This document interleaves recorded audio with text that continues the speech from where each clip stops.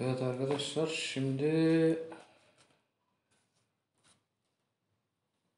tek tek nasıl paketlendiğini gösteriyorum.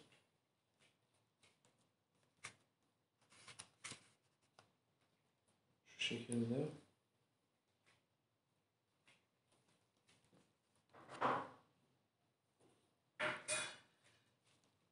Bu 1 kiloluk paketlerimiz.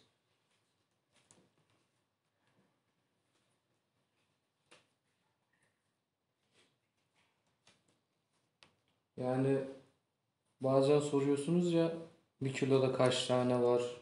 İşte ne kadar oluyor? 1 kiloda tanenin büyüklüğüne göre değişiyor. Küçük küçük yaparsak daha fazla oluyor. Büyük büyük yaparsak daha az oluyor adet sayısı. Ama ortalama böyle bir sıkım çiğ köfte 20-30 gram arası geliyor. Yani tamamen göz kararı.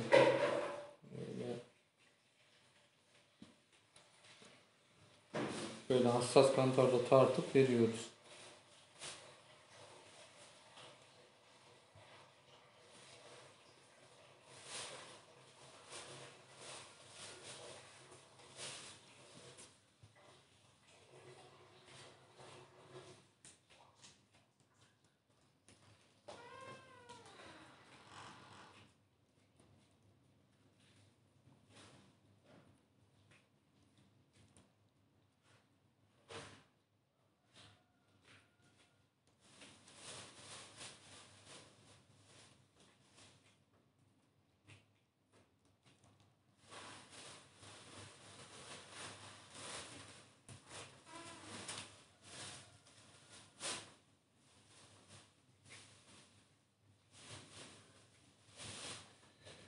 Ben tadına baktım, gayet güzel.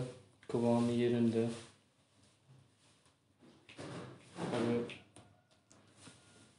yiyenler biliyor zaten. İnşallah beğeneceksiniz.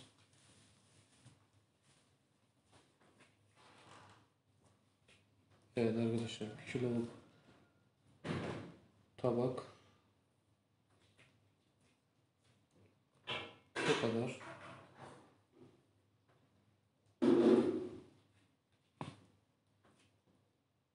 İşte bu da çiğ köftemiz.